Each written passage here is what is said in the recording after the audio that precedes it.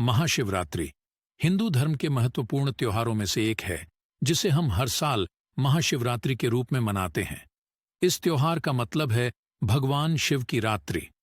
यह पूरे देश भर में धूमधाम से मनाया जाता है, लेकिन महाकाल के मंदिर, काशी विश्वनाथ ज्योतिर्लिंग मंदिर, अमरनाथ गुप्पा जैसे स्थानों पर इसे विशेष धूमधाम के साथ मनाया जाता है।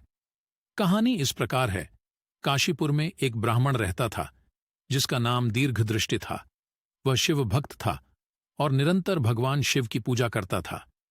एक दिन वह गहरे अवधूत के साथ मिला, जिसने उसे एक सुंदर रूप में साधुता का अद्भुत उपहार दिया।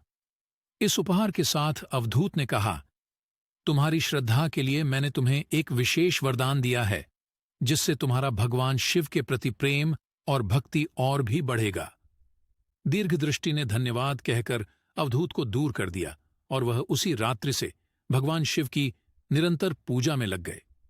धीरे धीरे उनकी भक्ति में वृद्धि हुई और वह नित्य शिव के ध्यान में रहने लगे। एक दिन उन्हें भगवान शिव ने स्वप्न में दिखाई दी और उन्हें अपने दिव्य दर्शन दिए। भगवान शिव ने दीर्घदृष्टि से कहा, तुम्हारी निष्ठा और प्रेम के लिए मैंने तुम्हें एक विशेष वरदान दिया है। तुम्हें चाहिए कि तुम अपनी नगरी को बुराई से मुक्त करो और उसे धार्मिकता, सादगी और सत्य की ओर प्रवृत्त करो। भगवान शिव ने दीर्घदृष्टि को एक शिवलिंग का अभिषेक करने के लिए भी आदेश दिया। दीर्घदृष्टि ने भगवान की अद्भुत दरिद्रता के साथ शिवलिंग का अभिषेक किया और नगरी को नए उज्ज्वल भविष्य की ओर पहुंचाने का कारण बने।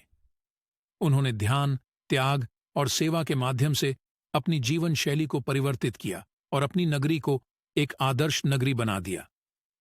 इस प्रकार दीर्घदृष्टि ने भगवान शिव की कृपा और आशीर्वाद से अपने जीवन को सुधारा और अपनी समाज में सकारात्मक परिवर्तन किया। जब दीर्घदृष्टि ने अपनी नगरी को सफलता की ऊंचाइयों तक पहुंचाया, उसने भगवान शिव के धन्यवाद के रूप में एक विशाल महाशिवलिंग का निर्माण करने का निर्णय लिया।